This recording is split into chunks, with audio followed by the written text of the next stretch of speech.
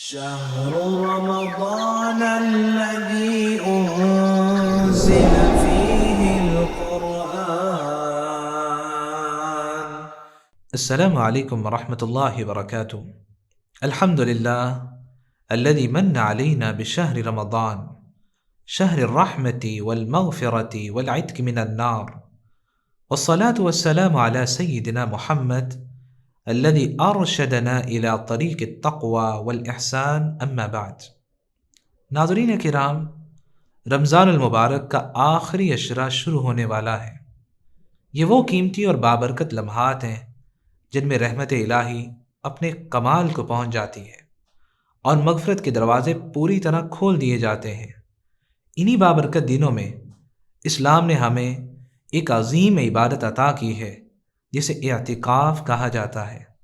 اعتکاف یہ دراصل دنیا سے وقتی کنارہ کشی اختیار کر کے دل و دماغ کو مکمل طور پر اللہ کی یاد اور عبادت کے لیے وقف کر دینے کا نام ہے۔ یہ عبادت ہمیں سکھاتی ہے کچھ دن کے لیے ہی صحیح ہم اپنی زندگی کی رفتار کو روک کر اپنی مصروفیات، تعلقات اور روزمرہ کی الجھنوں سے الگ ہو کر اپنے رب کے ساتھ تعلق مضبوط کریں۔ نبی اکرم صلی اللہ علیہ وسلم کا معمول تھا، جس طرح کہ صحیح البخاری میں سیدنا ابو ہریرہ رضی اللہ تعالیٰ عنہ روایت کرتے ہیں، کان النبی صلی اللہ علیہ وسلم یعتکف فی کل رمضان 10 ایام۔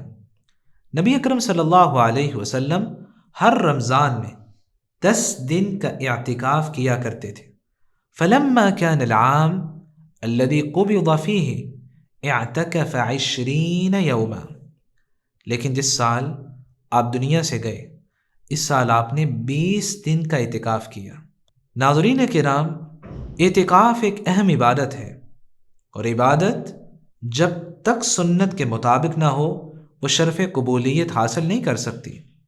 اس لیے آج کی نشست میں ہم اعتکاف اور اس کے اہم شرعی مسائل پر بات کریں گے۔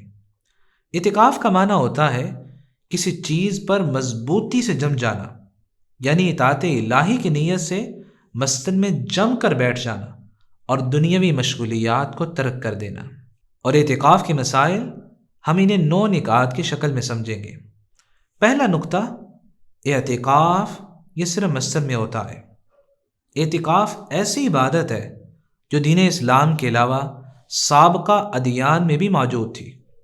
یہود و نصارہ اعتکاف کیا کرتے تھے، اسی طرح مشرکین آستانوں، بتوں اور متبرک درختوں کے نیچے اعتکاف کیا کرتے تھے، لیکن اسلام نے اس عبادت کو خالص توحید کے ساتھ جوڑتے ہوئے صرف مساجد کے ساتھ خاص کر دیا اور باقی صورتیں ختم کر دیں۔ قرآن مجید میں اللہ رب العزت فرماتے ہیں وَأَنْتُمْ عَاكِفُونَ فِي الْمَسَاجِدِ، جب تم مسجدوں میں اعتکاف کی حالت میں ہو۔ اس آیت میں اللہ رب العزت نے اعتکاف کو مسجد کے ساتھ بیان کیا، اس لیے امت کا اجماع ہے مسجد کے علاوہ کسی اور جگہ شرعی اعتکاف نہیں ہو سکتا۔ اور اس اجماع کو امام ابن عبد البر، ابن قدامہ اور شیخ الاسلام ابن تیمیہ رحمۃ اللہ علیہم نے نقل کیا ہے۔ اور چونکہ اعتکاف کرنے والوں کو اپنا سارا وقت مسجد میں ہی گزارنا ہوتا ہے، اس لیے شریعت نے اس بات کی بھی قید لگائی ہے کہ اعتکاف یہ صرف جامع مسجد میں ہونا چاہیے جہاں نماز جمعہ ہوتی ہو، تاکہ نماز جمعہ کے لیے دوسری مساجد میں جانے کی ضرورت پیش نہ آئے۔ سنن نبی داود میں سیدہ عائشہ رضی اللہ تعالیٰ عنہ بیان کرتی ہیں وَلَلْ اِعْتِقَافِ إِلَّا فِي مَسْجِدٍ جَامِعٍ، جامع مسجد کے علاوہ کہیں اور اعتکاف نہیں کیا جا سکتا۔ دوسرا نقطہ، خواتین کا اعتکاف بھی صرف مسجد میں ہوتا ہے۔ ازواج مطہرات بھی جب اعتکاف کا ارادہ کرتی تو مسجد نبوی میں ان کے لیے خیمے لگائے جاتے تھے۔ صحیح بخاری میں سیدہ عائشہ رضی اللہ تعالی عنہ فرماتی کان النبی صلی اللہ علیہ وسلم یعتکف فی العشر الاواخر من رمضان، نبی اکرم صلی اللہ علیہ وسلم رمضان کے آخری عشرے میں اعتکاف فرمایا کرتے تھے۔ فَكُنْتُ أَضْرِبُ لَهُ خِبَاءً، میں آپ کے لیے مسجد میں خیمہ لگایا کرتی تھی۔ فیصلی الصبح ثم يدخل، آپ 21ویں روزے کی صبح کی نماز پڑھ کر اس میں داخل ہو جاتے تھے۔ فاستأذنت حفصة عائشة ان تضرب خباء فأذنت لها، سیدہ حفصہ رضی اللہ تعالی عنہا نے سیدہ عائشہ سے اپنے لیے بھی خیمہ لگانے کی اجازت مانگی تو انہوں نے اجازت دے دی۔ فضربت خباء، تو سیدہ حفصہ نے بھی مسجد نبوی میں اپنا خیمہ لگایا۔ فلما رأته زینب ابنت جحش ضربت خباء آخر، جب سیدہ زینب بنت جحش رضی اللہ تعالی عنہا نے انہیں دیکھا تو انہوں نے بھی اپنے لیے ایک اور خیمہ مسجد نبوی میں لگا لیا۔ ناظرین کرام، صحیح بخاری کی یہ حدیث مبارکہ بیان کر رہی ہے کہ ازواج مطہرات کے حجرے مسجد نبوی کے بالکل ساتھ تھے، پھر بھی اعتکاف کے لیے وہ مسجد نبوی میں خیمے لگایا کرتی تھی، کیونکہ اعتکاف یہ صرف مسجد میں ہوتا ہے، اور صحابہ کرام گھروں میں اعتکاف کرنے کو بدعت شمار کیا کرتے تھے۔ سنن البیہقی میں سیدنا عبداللہ بن عباس رضی اللہ تعالی عنہ فرماتے ہیں ان ابغض الامور الی اللہ البدع، اللہ کے نزدیک سب سے ناپسندیدہ ترین کام بدعت ہے، دین میں نئی نئی ایجادات ہیں۔ وَإِنَّ مِنَ الْبِدْعِ الْاعْتِكَافَ فِي الْمَسَاجِدِ الَّتِي فِي الدُّورِ، اور انہی بدعتوں میں سے ایک یہ بدعت ہے کہ کوئی گھروں کے اندر بنی ہوئی نماز کی جگہوں میں اعتکاف کر لے۔ تیسرا نقطہ، اعتکاف یہ 20ویں رمضان کی شام سے شروع ہوتا ہے۔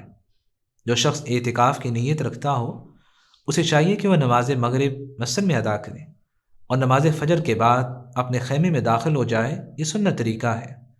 جس طرح کہ صحیح بخاری میں سیدہ عائشہ رضی اللہ تعالی عنہا بیان کرتی ہیں فیصلی الصبح ثم يدخل، آپ صلی اللہ علیہ وسلم 21ویں روزے کی صبح کی نماز پڑھتے، پھر آپ خیمے میں داخل ہو جاتے، اور یہ اعتکاف عید کا چاند نظر آنے تک جاری رہتا ہے۔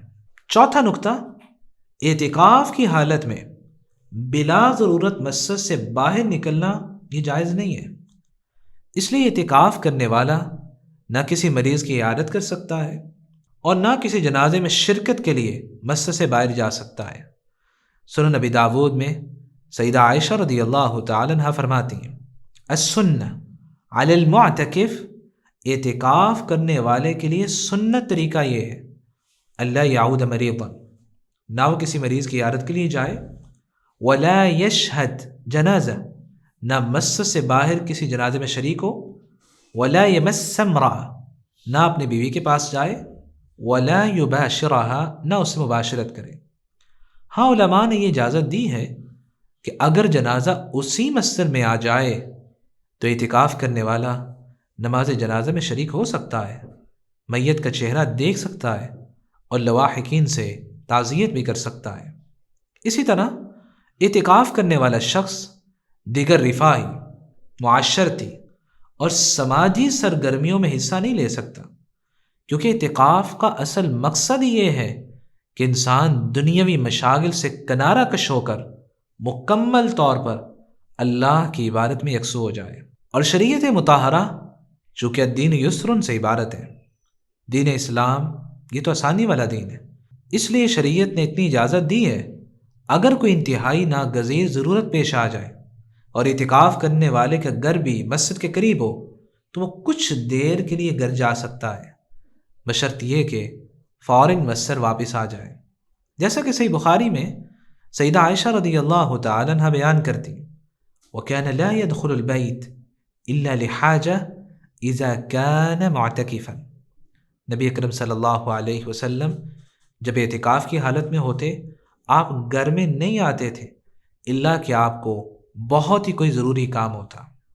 پانچواں نقطہ، روزے کا اعتکاف کے ساتھ کوئی تعلق نہیں ہے، روزہ الگ عبادت ہے، اعتکاف الگ عبادت ہے۔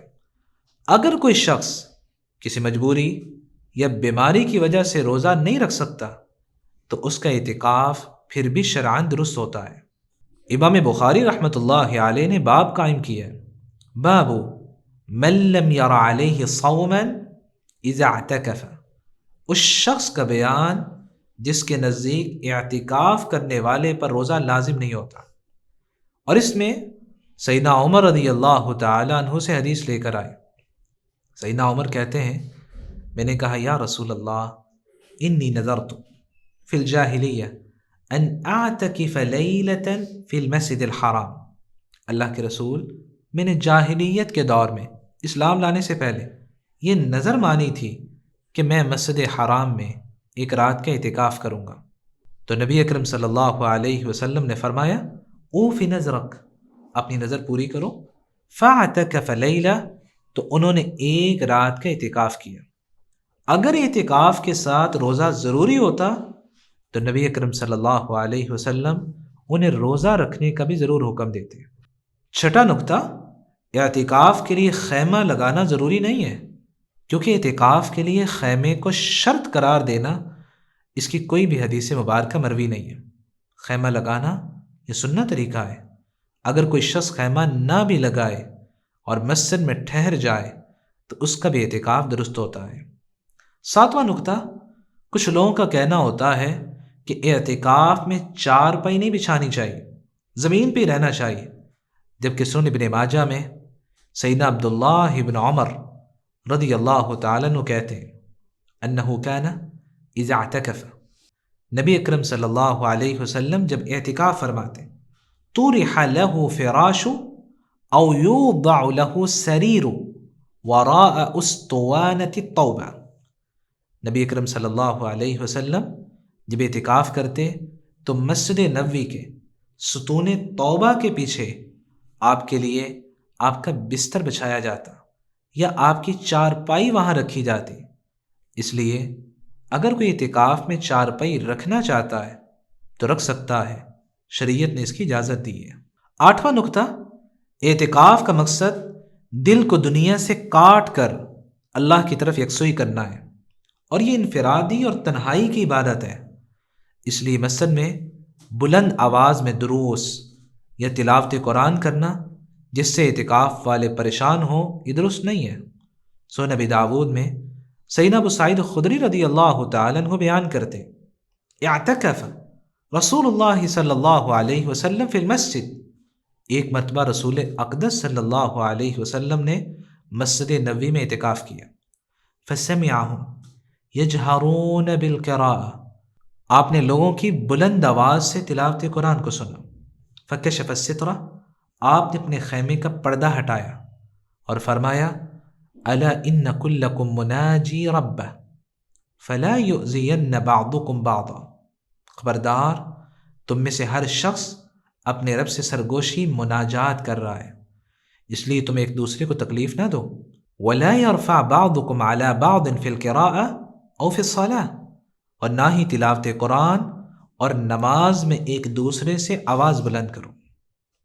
نواں نکتہ، اگر کوئی ناگزیر ضرورت پیش آ جائے کہ انسان کا ارادہ بدل جائے تو اعتکاف چھوڑ بھی سکتا ہے اور اس پر کسی قسم کی قضا لازم نہیں آتی، جیسا کہ صحیح بخاری میں سیدہ عائشہ رضی اللہ تعالی عنہا بیان کرتی ہیں نبی اکرم صلی اللہ علیہ وسلم نے اعتکاف کیا، پھر آپ کا کسی وجہ سے ارادہ چینج ہو گیا تو آپ نے فرمایا ما انا بمعتکف، میں اب اعتکاف نہیں کروں گا۔ فرجع، چنانچہ آپ مسجد سے اپنے گھر کی طرف لوٹ گئے۔ میری اللہ رب العزت سے دعا ہے الہ العالمین ہمیں آخری عشرہ کی پرسعادت گھڑیاں نصیب فرما، ہمارے دلوں کو دنیا کی محبت سے خالی کر دے، اپنی محبت، اپنے ذکر اور اپنی اطاعت سے بھر دے۔ الہی ہمیں مکمل یکسوئی، دل کی راحت اور سنت کے مطابق اعتکاف کرنے کی توفیق عطا فرما۔ الہی ہمارے چھوٹے بڑے، ظاہر و باطن تمام گناہوں کو معاف فرما، ہمارے والدین، اساتذہ، اہل خانہ اور پوری امت مسلمہ کی مغفرت فرما۔ ہمیں جب تک رکھنا توحید اور سنت پر قائم رکھنا، جب بلانا تو اس طرح زبان پر کلمہ توحید ہو اور جنت ہماری منتظر ہو۔ آمین۔ والسلام علیکم ورحمۃ اللہ وبرکاتہ۔